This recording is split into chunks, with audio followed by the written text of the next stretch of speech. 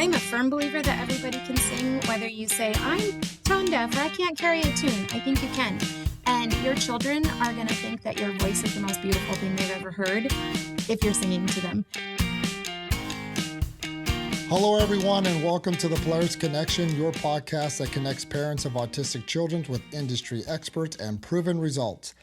I am your host, Brad Broyles, and I'm here with my chorusful co-host, Nathan Palmer. You know, I can't say that I sing much, Brad, but music is a passion of mine, and I am so happy to be here and so glad that we get to talk about something that's deeply personal, music.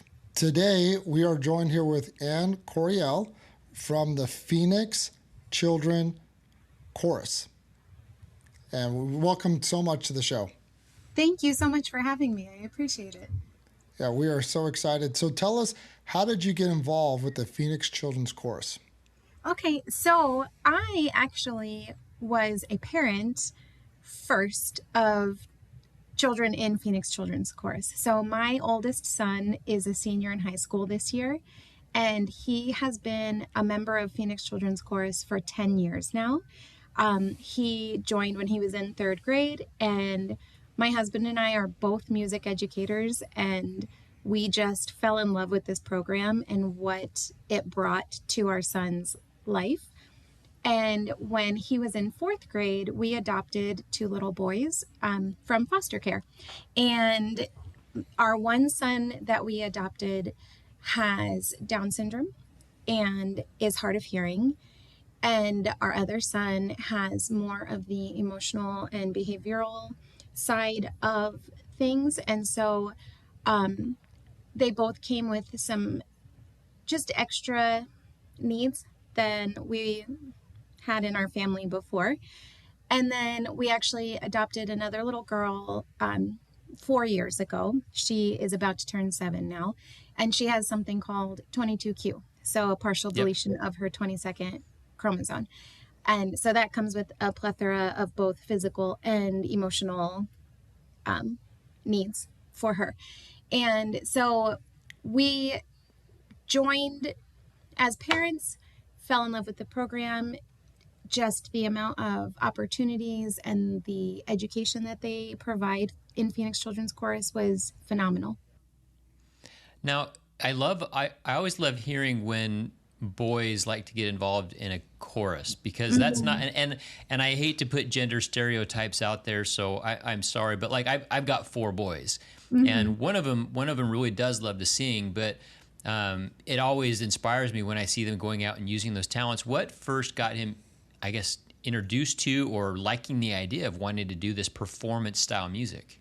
So our neighbor, they had a niece that was a member of Phoenix Children's Chorus, and they would just talk about it all the time. And we are a really musical family. Our son, his name's Logan, he was singing before he could speak, dancing before he could walk. He has played drum set since he got his first drum set, like legit drum set, when he was 3. He's just a very musically inclined kid. And I just remember one day he was singing in the shower and I walked by and he was singing Living on a Prayer. And he was like belting it out. It was the best thing ever. The words were wrong. He kept saying, I'll lay it down square. And it was like the best thing ever. But I could hear how he just was like nailing the melody line. And I was like, I think he's got like a little natural talent in there. And we sing all the time at home, lullabies every night when he was little, everything. Like, we always joke that we live in a musical, and I sing responses to everything all the time. Like, if you say a word and it reminds me of a song, I sing it. And he has gotten that from me for sure.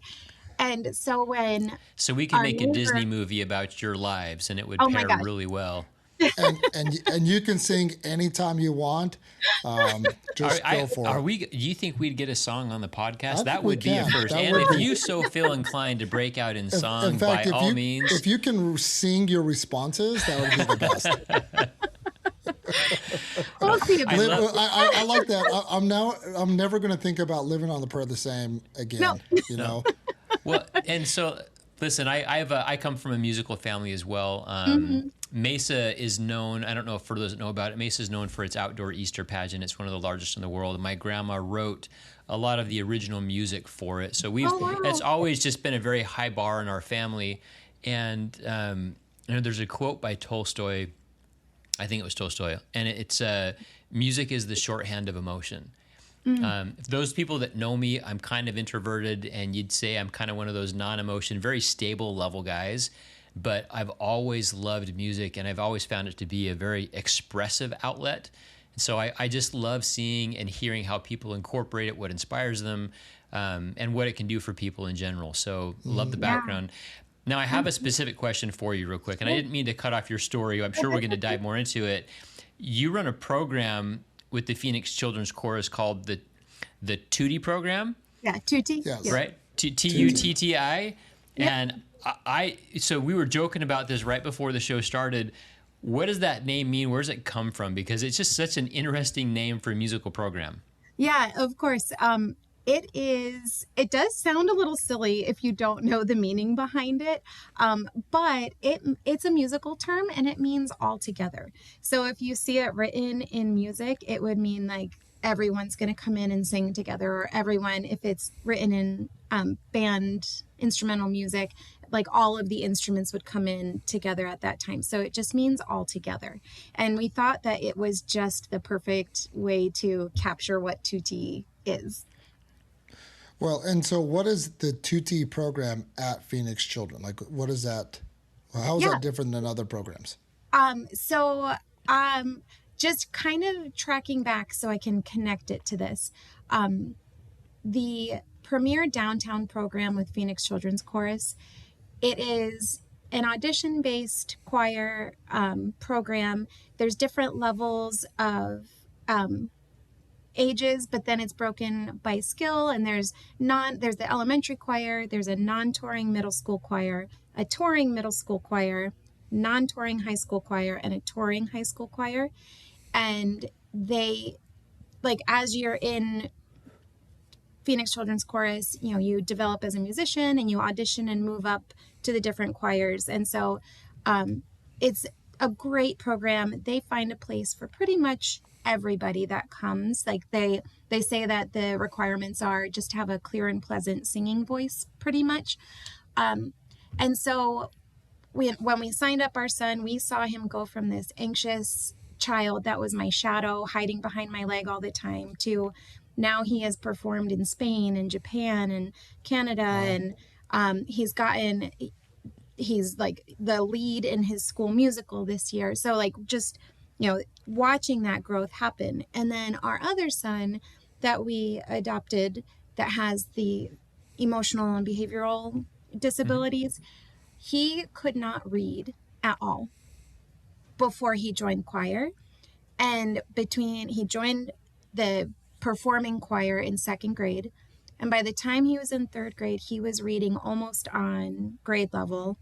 And I 100% swear it is because of the confidence he gained and the skills he gained at Phoenix Children's Chorus.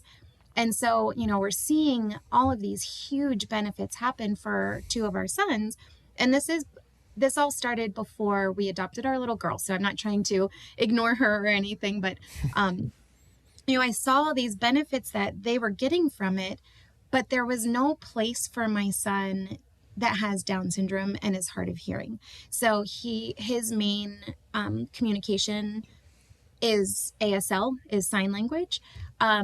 He does wear hearing aids, but he doesn't like to wear them all the time. So he is pretty much nonverbal vocally, but he can sign, short sentences. He can communicate through sign, but there was no place for him. And so I had been thinking like this would be so cool to provide an adaptive choir for children that might not fit into that track of, the auditioned choirs with the Premier Downtown program, but that would still love to be a part of an ensemble, of a choral ensemble. And so I had taken it to the artistic director, and he was really excited. He said they've been toying with the idea of doing that, but they hadn't found like the right person to run it. And so that's where I got to step in and get it started. It did take us a few years though, because this all happened during COVID, and just continuing the program through COVID, adding a new program during that, especially with the most vulnerable of population, that was not quite the right time to start it. But then last year we were really fortunate to be selected for a Chorus America grant, and we got to use that funding to get off the ground. So all of that to say, the thing that sets Tutti apart is we are not an audition-based group. Anyone can join with or without a disability. And we get together and once a week and we get to make music together. I structure it a little differently because we have so many different needs and just strengths and challenges. And so it's not quite the same as, a high school choir class where you would come in, do your vocal warm-ups, you would stand up and sing, sit down and sing, stand up and sing. I structure it a little bit more like a general music class. So we do different music games. We include a lot of beginning music literacy in it, because like my son is in 8th grade, but he, other than what I teach, he's never taken a single music class before. So, I've got to kind of start from the beginning with some students. And then there's some students that sing in choir at their school. And we just have this really big range, and I incorporate movement a lot into what we're doing. So yeah, that's kind of what sets this program apart from the downtown program. And I'm picturing that in class, you probably also still sing some of your responses. Am I right? All of them. All of them. And that's so great. I mean, it's music is an expressive medium. And, for some of our kids that struggle with speech or expression, or even just, trying to truly be more empathetic and incorporate emotion, I truly believe music is that pathway. It connects us with a part of our mind, our soul, if you will, that just gives voice to a part of us that without it really would be kind of unknown. So I love the mission. I love that you had the foresight to do it. And, it's funny, we talk on this program a lot about providers in this space, whether it's special needs or neurodivergence or just the kids that are just a little different. And there's always that origin story. So I really appreciate hearing, Anne, the background of you just saw a need, you had a need, you were part of a family, and you wanted to make the world a better place for your kids, and that just made it a better place for other kids. So just champion to you for what you're doing. Thank you. Well, and let me ask you this, Anne. So according to your bio, are you still teaching at the Buckeye Union High School? Are you Yes. still okay? So you're a full-time public school teacher. Yes. And you teach choir, correct? So I teach unified choir here. So I teach the life skills program. I teach a choir for that program. And then we combine with the choir that is taught by another teacher. Her name is Mrs. White. She's been teaching here for over 20 years, I believe. And I actually teach ceramics also. So I teach multiple art forms here at the high school. Yeah. This school district, they only offer one music teaching position at each of their schools here. So having two separate music teachers wasn't possible, but I am able to offer the unified choir here, along with teaching the other sections of ceramics. Like the Swiss Army knife of music teachers. Yes, That's you are. awesome. Basically. Well, and is there a commonality? Like, so if if my child is neurodivergent and is going to be part of your choir, what new approaches would you take with him or her that you wouldn't do with another kiddo? Like what would be your starting approach so that Sure. they can connect with the music and connect what's going on? Yeah. So when I present the music, I present it in multiple different ways. So I always have the sheet music for kids that know how to read sheet music if they want that. I have the lyrics on the board. And then I also will make pictures to go along with the lyrics for students that might not be able to read, but they might be able to see a picture. So, for example, the last concert that I just did with my unified choir, they did Hey Good Lookin'.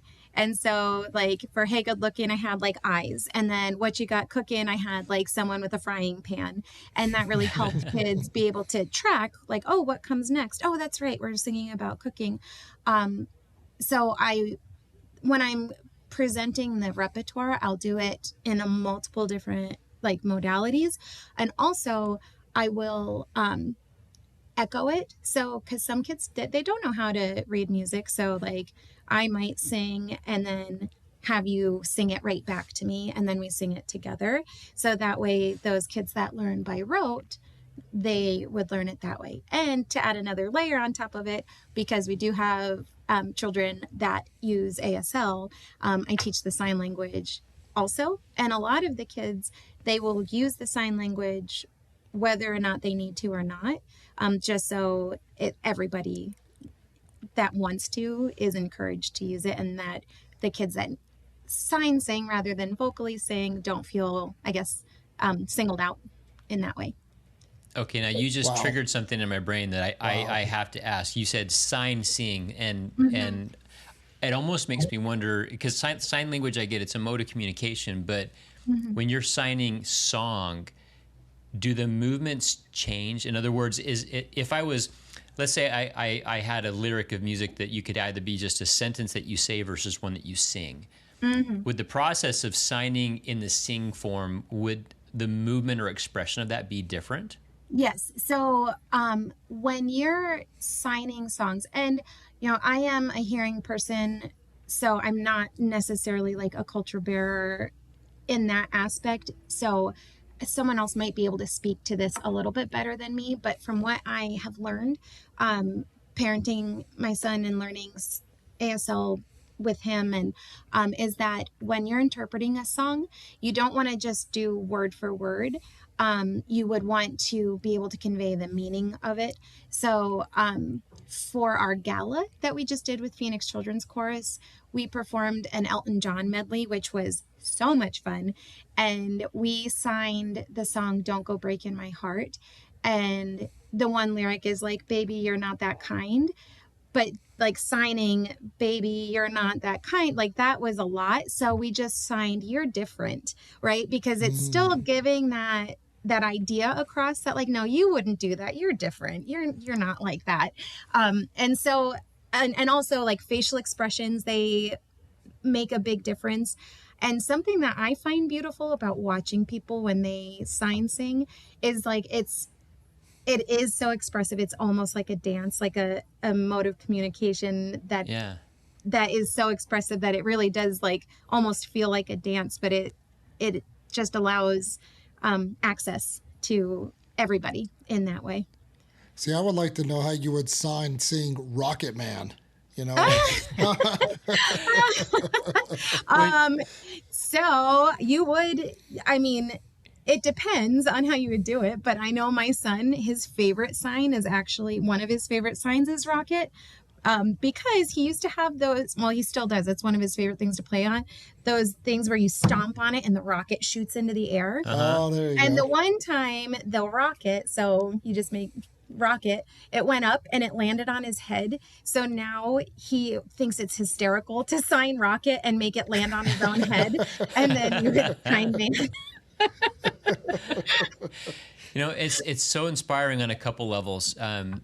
One thing, and I know every kid that's neurodivergent is different. Our son sometimes has a problem with like sarcastic or figurative humor, right? And so they can sometimes be seen to take things very, very literally. And so I think that's interesting that you change the words to be the expressive meaning of the phrase, which for those kids, it's teaching them the background meaning of the lyric. And so you're almost giving them this subtext of this is the line, but this is how to convey the meaning of the line, which I think is super beneficial. And then the other part, I in my head, I'm picturing it's like I bet you almost couldn't sign sing without movement, without having a flow to it. To me, music music inspires movement, whether that's movement of your emotions, movement of your body. But you can't listen to song and not find yourself wanting to move with it, moving your voice and the tone up and down. I mean, it's just music is movement, and it moves kids in multiple ways. So thank you for sharing that. It's very, very, very creative and very insightful. Oh, thank you. Of course.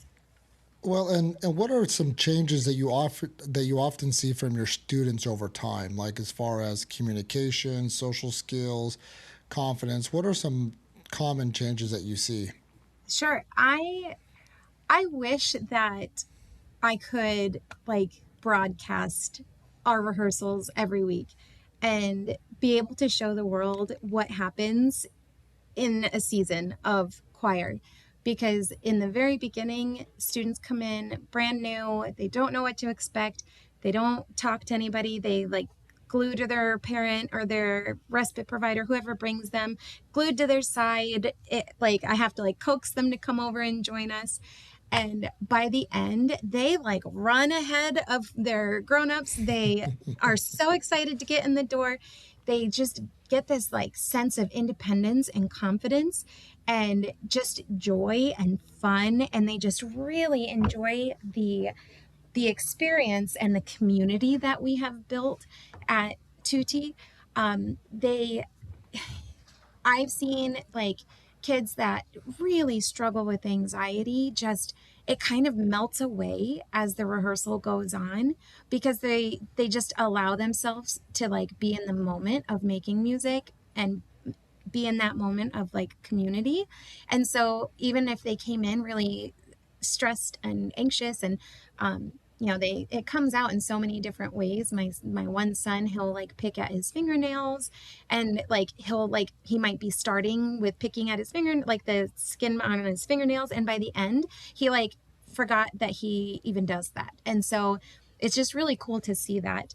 And their confidence too, they're from the first rehearsal to when they get on stage and they're like, oh, this is fun. They're clapping for me. That is so cool. And just the pride that they have when they've learned the song, because, we do sign singing. We also do choreography with some of our music. So they sing and dance together if they can.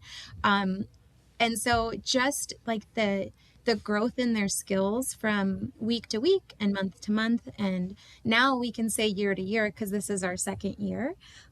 So there's just been so many really cool things that happen.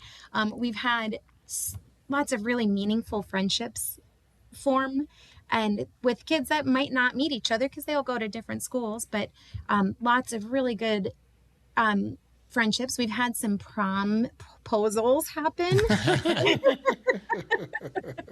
with our high school group, which is really cute. And so, yeah, there's just been a lot of really amazing things that have come from it. And I really wish the whole world could see all of the benefits that happen week to week, and even just the little micro things that happen where, before they wouldn't sit here or they wouldn't participate in this activity, but then next week they tried a little, and then the next week they tried a little more. And I just think that's been really, really beautiful to watch. That's amazing. It almost sounds like music really pulls down their walls and their defenses. 100%. Yes. As parents, educators, whatever you are, our goal is we're trying to feed information to our children. We're trying to get them to incorporate and absorb. And I will tell you, those walls of protection are thick sometimes. And so it's not for lack of trying. We'll throw things, and if they don't feel like they're in a safe space, it just bounces off and it's like it was never said. Music is one of those things that helps to reset that nervous system. It calms us down. It tells our body everything is okay. And I love it. That's your experience is kind of proof to why the arts are so critical. And it's funny because it happens on a chemical level. When we eat a dessert, it's not just the sugar and the chocolate and the fats that make us go yay. Our brain is saying this is a dopamine response. This is or dopamine. This is a positive thing. I'm having a good reaction, and our bodies tell us this is something we want. That's why even just thinking about a dessert can make your mouth start watering. Even though it's physically not there, your nervous system remembers, and it's kind of priming your brain for this goodness you think is coming. Music has a dessert-like effect. It triggers dopamine, and that by itself helps kids feel safe, and adults. I mean, it's anybody in humanity. And as soon as you have that safety sense, now you're open, you're receptive, and the barriers are down. And so I love how you describe, they have that, they're clinching to their safety, they're clinching to their provider, their respite care provider, whoever they're with. Music lets them let go, and it opens them. And I'm just listening to you, and I almost think, and you were intuitive as a parent incorporating song into your home, because that primes our kids to learn. Well, and let's speak to that a little bit. And what would you tell parents out there if they want to introduce their kids to music on a daily routine? So they're singing, they hear their kids singing in the shower. Living on a Prayer is always my go-to as well. That's actually my go-to karaoke song, just so everybody knows. So It's a quality song. I love it. So what advice would you give our parents that want to introduce their kids to music? Maybe they're not as musical as you. What advice would you give them? I would suggest, music can help in so many different ways. Something that as simple as finding a video or a song for your child to brush their teeth to. Like, maybe that is kind of a sticking point for them. They're like, no, done. And you're like, no, here's this song. And like, this works for our kids and what we needed to do. And there's like teeth brushing songs. So it just gets in their ear. It acts as a timer, but then they are like associating a task that they didn't like with something fun, that music, that song. And so that can help get them out of that like refusal to brush their teeth or brush their teeth long enough. I think movement is huge also. So just if you have a child that is small enough for you to hold, even if they're bigger than, not just a toddler, but small enough for you to hold, and just rocking them back and forth, getting them used to that movement, that helps build their internal sense of rhythm. So that way, when they join a music group or they have music class in school, they have that kind of to them. And also, I'm a firm believer that everybody can sing, whether you say, I'm tone deaf or I can't carry a tune. I think you can. And your children are going to think that your voice is the most beautiful thing they've ever heard if you're singing to them. And so just sing. You can sing silly songs. You can sing nursery rhymes. You can sing Living on a Prayer. You can sing your favorite song on the radio. Just sing with them and show them like it's okay to just let loose and enjoy it. Just sing, make music, let your pots and pans become drums. Like, just allow them to experience it. It's like that play. We keep going back to play. I was just going to say so many times, and I don't know how much you follow the podcast, but so many different times people have come on and saying, number one, there's no such thing as a bad kid, and number two, that play is the connection in that vehicle. And you're introducing there's no such thing as a bad singer, which I'm going to go with you on for a second, but most importantly, it's a vehicle, right? It's a vehicle to play and to opening up. Now, we're talking about the benefits for people that we're delivering music to, but I'm going to ask you a little shift. What's it do for you as the singer? I mean, how does music help you as a person, not just those that you're working with, the kids, but what's it meant to you in your life? Like personally me or just humans? Okay. Personally you. So I have loved singing my entire life. I remember when I was little, learning This Little Light of Mine. That's the first song I remember learning when I was very, very small. I was probably like 3, maybe 4.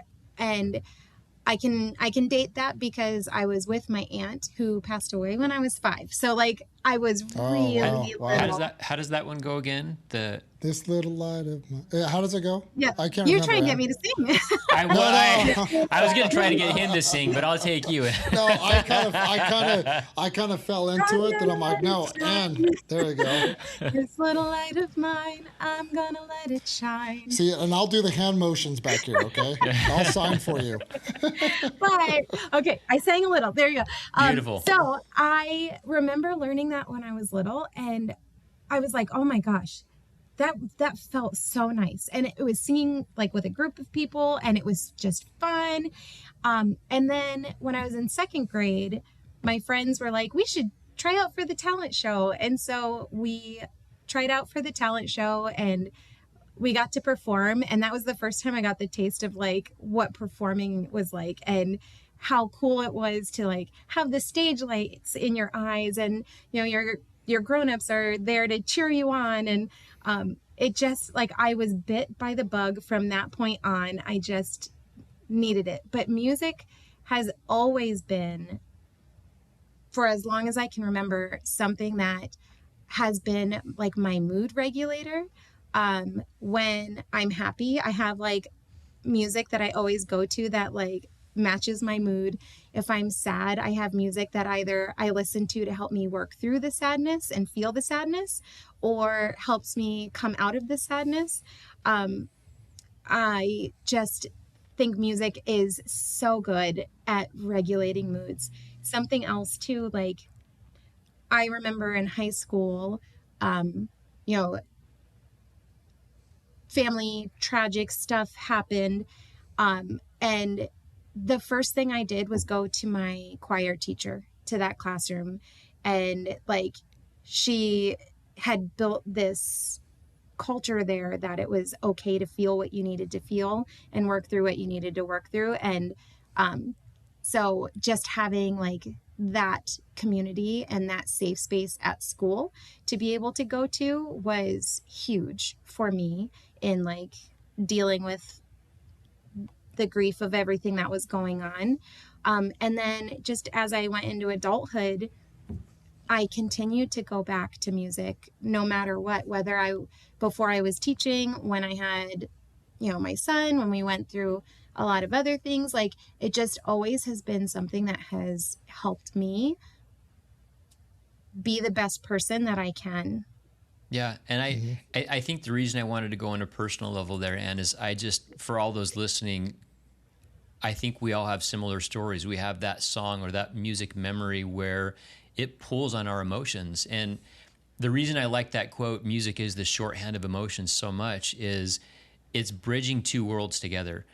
I joked on another episode. We did one for dads recently, and I truthfully believe most men are kind of emotionally constipated. How we process and experience emotions, we either don't, we keep them in, or if we're going to express them, it's very short term, unless it's a positive one. Like we tend to say there's good and bad emotions. There's not. There's just emotions. I don't fit in that category. You get me at a football game, all the emotions go out, man. So. And so what I love is, our bodies have two systems operating, and we've talked about this. I'm becoming more and more conscious, and I just am a big champion of this two-way communication in our bodies. A lot of it's in our brain, right? We know that our brain is our thought center, where we have conscious thought and direction, but that's communication going from our brain to our body, telling our body what to do. But when you're triggered, when your emotions take over, it's not simply a matter of, let me just use my brain to tell my body what to do. Communication is now going the other way. My body is telling my brain what it feels, and it just as easily can take over. And it's in those two systems that we find dysregulation, right? Either there's something we want intellectually, and so we choose to behave in a way to get it. One of our other guests called that the tantrum, right? Versus overload. And the other is, I'm not safe, and my body's telling me it. And regardless of how much I try to think my way through it or reason through it, I'm not in a space where my body's letting me. And so those two find common ground in music, because you're giving music words, you're giving it meaning, and it's something you can, at a moment's notice, draw on. It's almost like a hack into your emotional system, because you can make the emotion come about. There was a psychologist, I forget the study, but they were doing it on emotion and joy. And he said, the simple act of just smiling will trick your body into thinking that you're happy because there's muscle memory or there's body response memory. And so it goes, I'm smiling, therefore there must be something happy going on.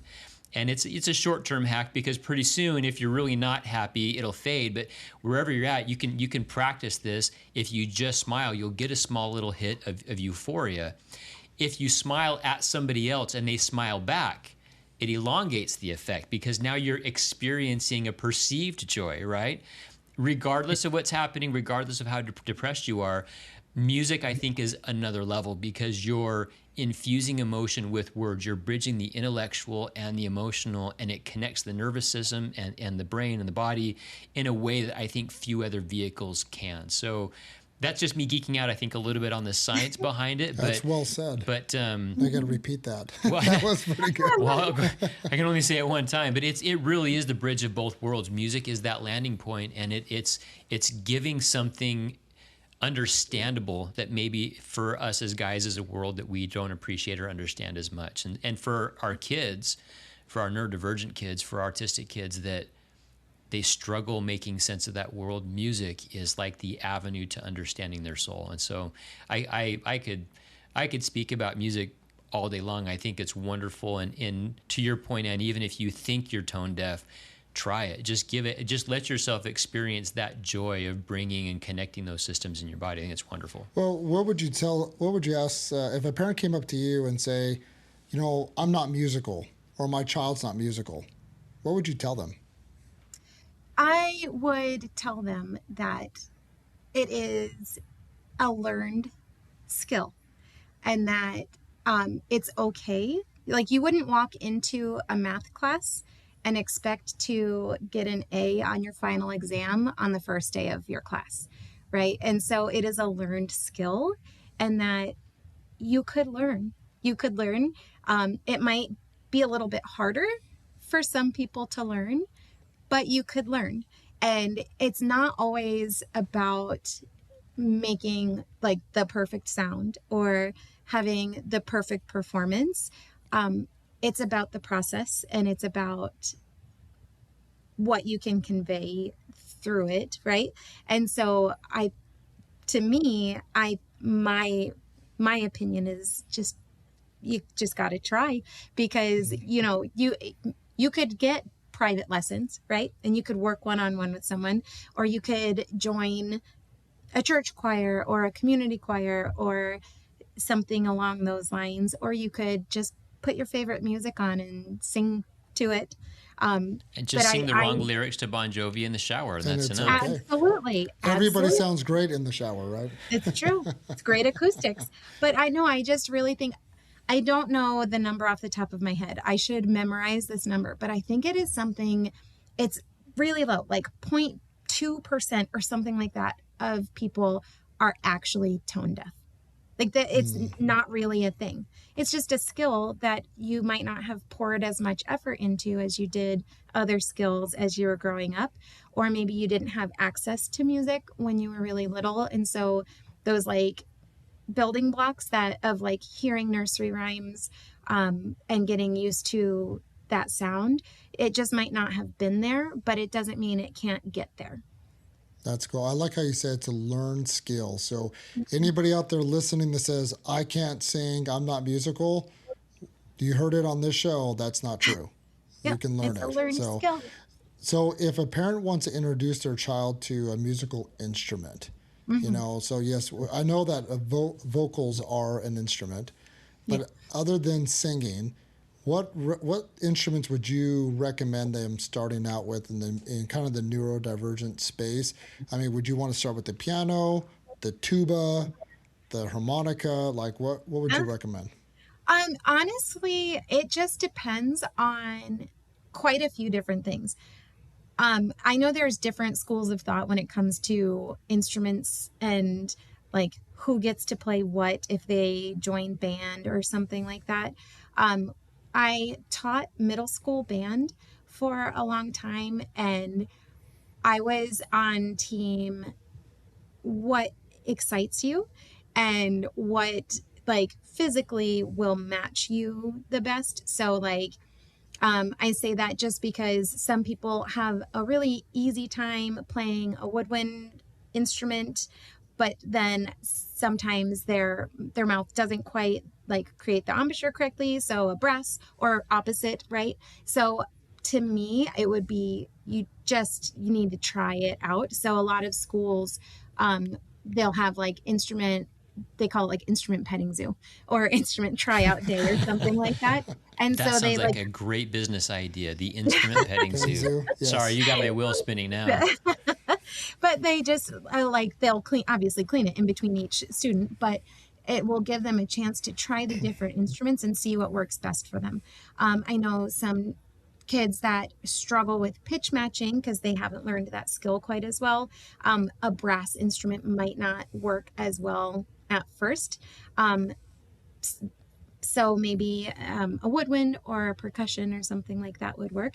I think also just depending on how good kiddos are at crossing the midline, right? Like that might be something to consider because playing piano, you would need to be able to do that a lot. Playing percussion, if you're playing mallet percussion. So it might be something that is hard at first, but it could also be something that's really good to help build that skill and that ability. Yeah. And it's funny, you know, with not just with all the instruments out there, but even with all the ways to experience music.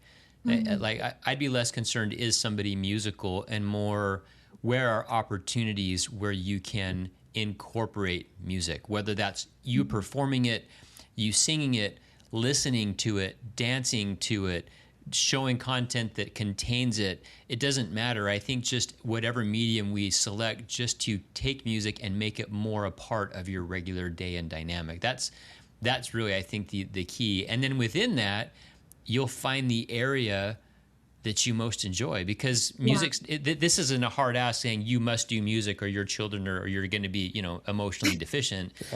This is an opportunity, and I'm thinking back on your stories, and I hope people will re-listen to this episode. Your success stories are not so much a measurement of a specific skill or proficiency.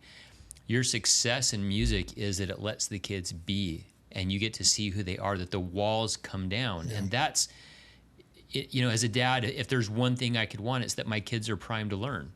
And they can't do that unless they feel safe and the walls are down. And if music does that, whether it's me being a goofball and singing it, or it's us moving around and dancing to it, or it's just having the right jam in the background, if music does that and it does it consistently, like, why wouldn't I do that? You know, that's just inspirational to me, that it can have that big of an effect. Absolutely. I have a story from a kindergarten class that I was teaching, and it was children with autism in this class. And there was one little boy that was nonverbal, didn't verbalize nothing at all. But he loved coming in my class. He loved being in music class. And we would always do these activities where we would like go around the circle, and I would say like, tell me your name. And then they would sing back, my name is Anne, or whatever. And every time we would get to him and he would just stare at us. And so I would sing, my name is Liam. And then we would keep going. And it was the end of the school year. And we got to him, and I gave him that time before I like sang it for him. And he sang, my name is Liam. And I'm getting teary-eyed just thinking about it. In that moment, all of the paraprofessionals that were in the room started crying. The one like picked him up and hugged him. And that was the first thing he uttered at school, his entire kindergarten year. And it was singing. And so like, I just think about how like, was it in tune? Probably not. Did he sing the same notes as me? Probably not. But was it like a vehicle for him to be able to finally express what he had inside of him? And I don't know. I just thought that was a really, I don't know. I will never forget that experience, and his little face and how proud he was afterwards. And just, it was a big celebration moment for sure. Holy cow. I love that. Thank you so much for sharing. We can end right there. That was fantastic. That's one of the best stories I've heard on the podcast. No, seriously. And it just goes to, again, the power of bridging those two worlds together. I'm a champion of music till the day I die, and I'm sure yours is not the only story like that. And the wonderful thing about music is it's free and it's available, and you don't have to go to a clinic to get it, and it's accessible to everybody, and it's in so many different styles that it's just pick your favorite flavor and go with it, and it's personal. So there's nothing about, there's no good reason not to today find some way to bring music to your home, to bring music to your children, and just watch the good it can do. I love it. Well, and on that end, can you give our parents kind of last minute advice or something you would want them to take away from this podcast? Yeah, absolutely. I think that something that is really, that speaks a lot to me, because I know for me as a mother of children with disabilities is, sometimes the days are really hard, right? And sometimes it's overwhelming. And music has been such a good tool for me as a parent to be able to keep going and regulate myself a little bit and connect with my children also. And then it also has helped create a really cool community for my students, their parents. Sometimes I kind of giggle because I have to shush the parents during rehearsal because they're connecting and talking and everything. But it's been a really great thing for the parents as well to build this support system for each other. And, I, at one concert, one of the kids was kind of having a hard time. She was a little overstimulated before we went on stage. And the mom of that child seemed kind of frazzled. And one of the moms of one of the older girls, she kind of stepped in, I know how you feel. Let me help a little. And so it's been really neat to see music help build that community for parents, that support group of parents. And also just as a parent, getting to watch my children and other people's children, because I teach it, but just getting to watch them grow and develop. And it has been just one of the most valuable things that I think we've done as parents is giving our kids that opportunity to experience it, both at home and in these ensembles that they've been a part of. Wonderful. Well, I appreciate you, Ann. I appreciate all the great, wonderful advice. Parents are going to learn a lot from this episode, and I'm so grateful for the work you do, everything that you're involved with, and thank you so much for being on the show with us today. Thank you so much for having me. On that, thank you so much for making us part of your day. Please don't forget to subscribe so you never miss a conversation that inspires connection. I also want to say thank you to our wonderful producer, Jesse Palmer, our marketing director, Dallin Davis. Until next time, let's do some good.